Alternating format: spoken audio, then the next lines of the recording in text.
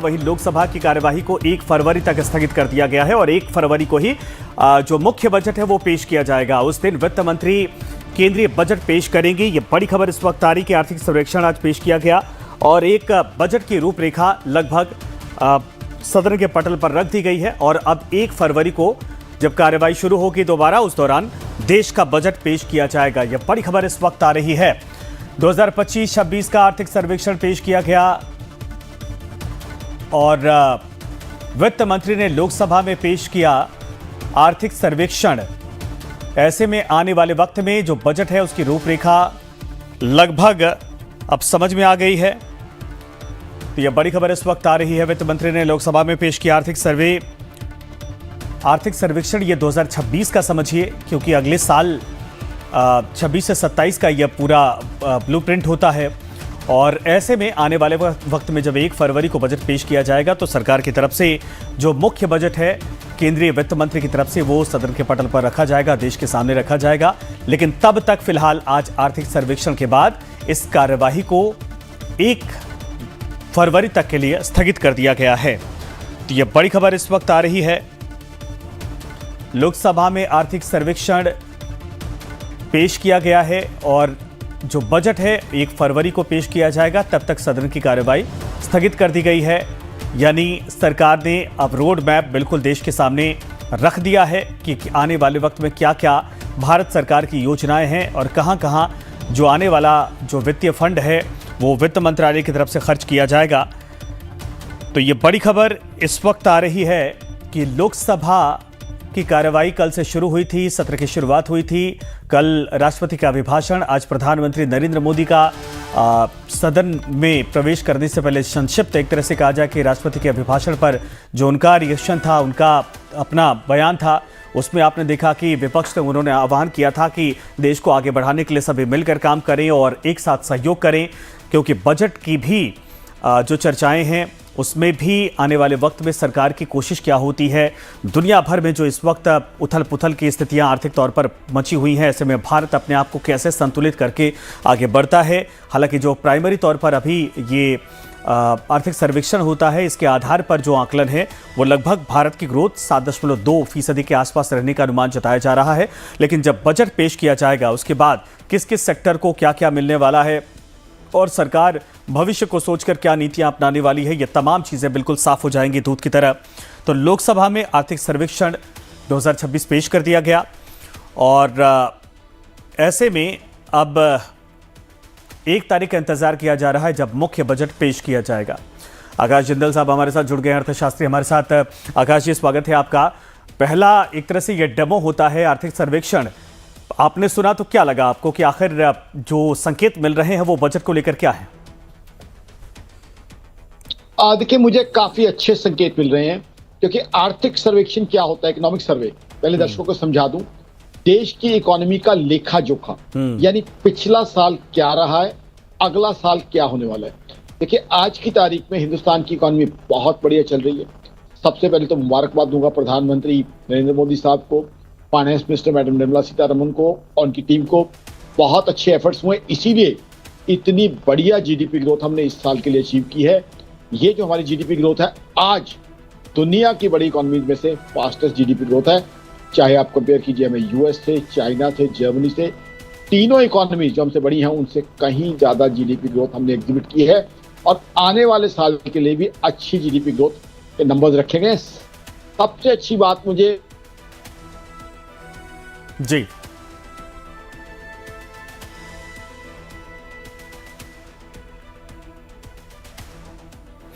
संपर्क थोड़ा कहा जाए कि ब्रेक हुआ है, लेकिन ये देखिए कि राजकोषीय घाटा इस बार कम रहा है पहले के मुकाबले। जीएसटी दरें घटाने से डिमांड को सपोर्ट मिला और कई जो बातें हैं, रियल जो जीडीपी है 6.7 से 7.2 के अनुमान जताए जा रहे हैं। भारत की मजबूत जो मैक्रो इकोनॉमी है, राजकोषीय घाटा 4.8% रहा।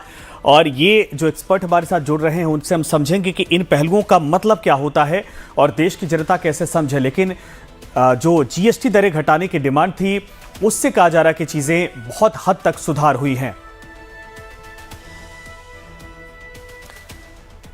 आकाश जी एक बार फिर से हमारे साथ जुड़ गए। आकाश जी मैं आता हूं, लेकिन कमलेश सिंह हमारे सहयोगी इस वक्त हमारे साथ जुड़ गए। एक बार ग्राउंड रिपोर्ट ले लेते फिर आपके पास आते हैं। कमलेश, जाहिर सी बात है कि देखिए ब्लूप्रिंट रोड मैप तैयार कर दिया है, रख दिया गया है सदन के पटल पर।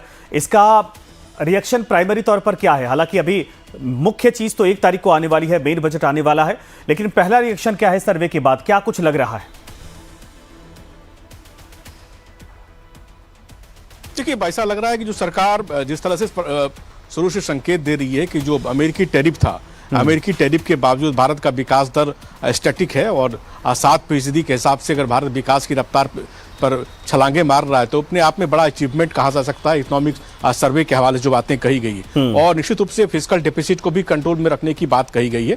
लेकिन एक इस सर्वे में खास बात यह कि 13 चैप्टर इसमें जोड़े गए। इसमें एक चैप्टर तो खासतौर से AI को लेकर है और आपने प्रधानमंत्री का आज का जो मीडिया से जब प्रधानमंत्री मुखातिब हो रहे तो आपने सुना होगा, उन्होंने कहा था कि जो FTA हुआ है यूरोपियन देशों के साथ, उसके लिए उन्होंने कहा कि भारत के जो व्यापार जगत उनको कहा कि आप इस पर फोकस कीजिए और क्वालिटी प्रोडक्शन कीजिए। तो कहीं ना कहीं निश्चित रूप से आप इकोनॉमिक सर्वे में भी और प्रधानमंत्री के भाषण से भी साफ हो गया था कि इस बार के बजट में अमेरिकी टैरिफ का असर कम से कम हो, उसके लिए सरकार क्या कर रही है और किस तरह से भारत का जो ग्रोथ रेट है किस तरह से छलांगे मार रहा है अमेरिकी टैरिफ के बावजूद, उस बात का संकेत साफ साफ है।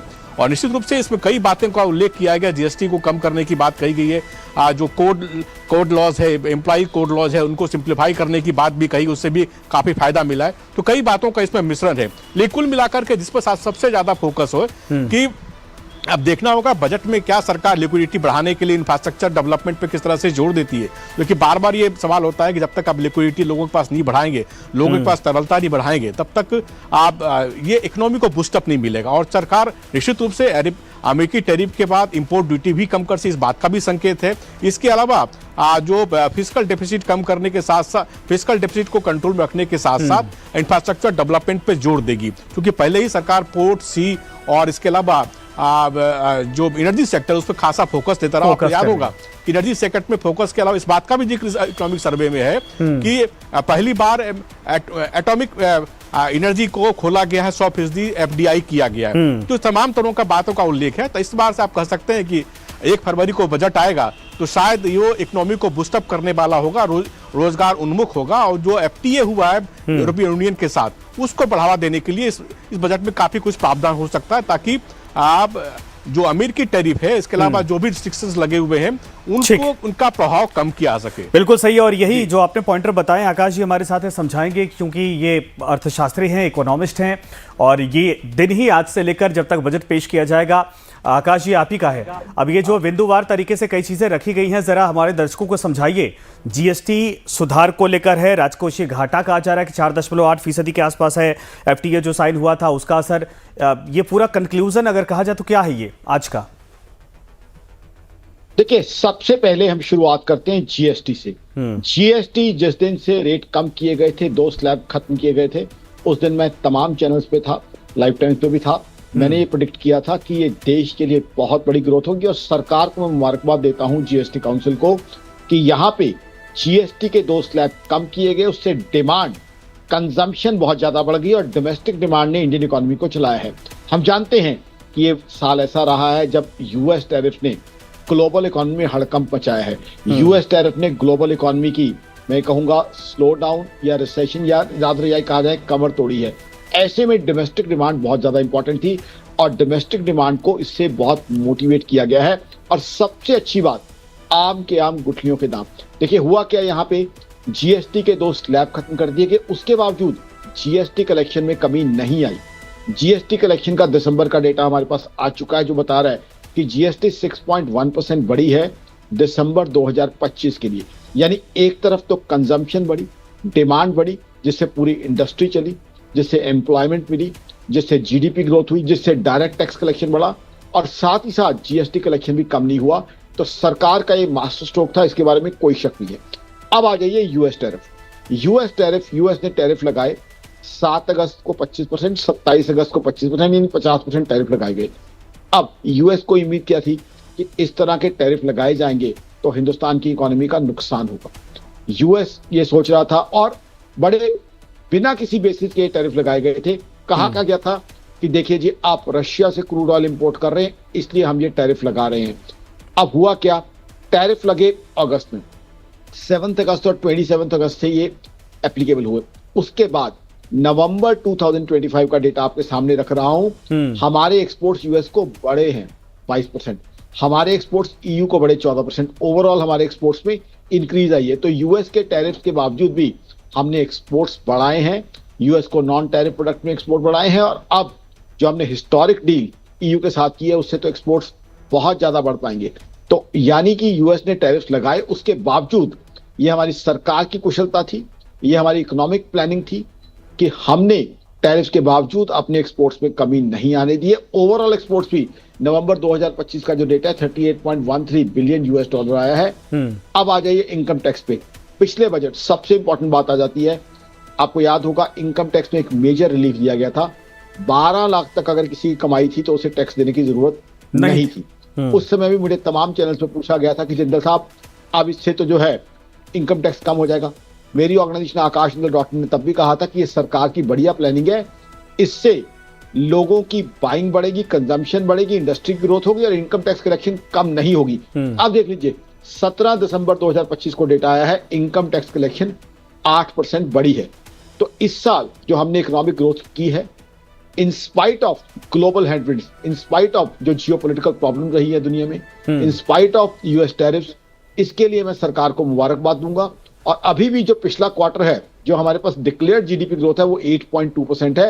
अब तो वर्ल्ड बैंक कह रहा है 2025-26 में, सिर्फ आकाश जिंदल या आकाशजिंदल.in नहीं, वर्ल्ड बैंक कह रहे हैं 7.2% हमारी जीडीपी ग्रोथ होने वाली है 2025-26 में, जो बाकी सब इकोनॉमीज जो हमसे बड़ी है या कंपेरेबल है उससे कहीं ज्यादा तेज होगी। अब देखिए कंपेयर कीजिए में जर्मनी जैसी इकोनॉमी से, जो यूरोप की 3rd बिगेस्ट इकोनॉमी है।